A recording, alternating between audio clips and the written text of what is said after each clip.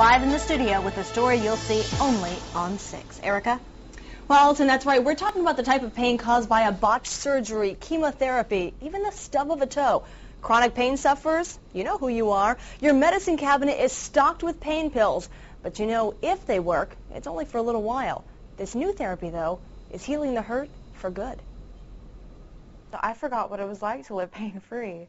For nearly 3 years, Katie Pyatt couldn't do this, let alone this, all because she slipped and fell at her Houston office. I had a really bad ankle sprain. The then 22-year-old didn't think too much of it until 6 months later. The pain in her right foot was so bad, it crippled her.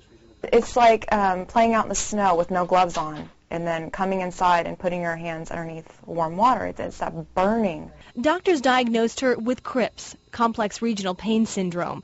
It's pain that's gone rogue. The thing that caused it, like the sprained ankle, heals. But the pain itself takes on a life of its own, seemingly immune to the treatments on the market. And I was taking hydrocodone, I was on Oxy for a little bit, pretty much anything out there, which it never helped. Then Katie heard of Dr. Stephen D'Amato here in Rhode Island. Today, the first time we're going to be able to venture into your toes with these electrodes now. Dr. D'Amato practices a breakthrough treatment called scrambler therapy at the Kalmar Pain Clinic in North Providence. He's the first in the country to do so. I was the first medical doctor from the United States to be personally trained by the inventor of this technology.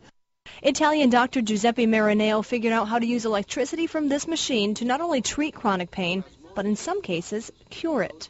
What we're doing is picking up the nerve pathways that go from your feet up through your spinal cord and up to the brain, delivering this message of non-pain.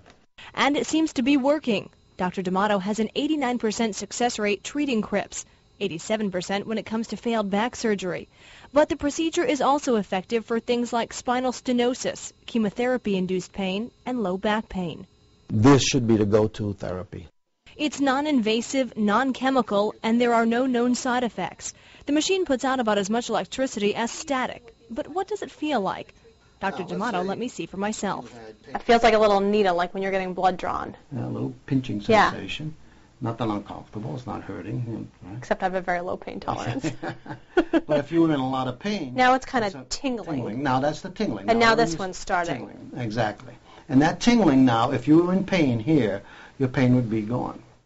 Okay. So now a typical patient would endure 5 days of this on, 2 days off, another 5 days on, and then ultimately, hopefully, the pain would be gone. But it's one of those, you have to see it to believe it.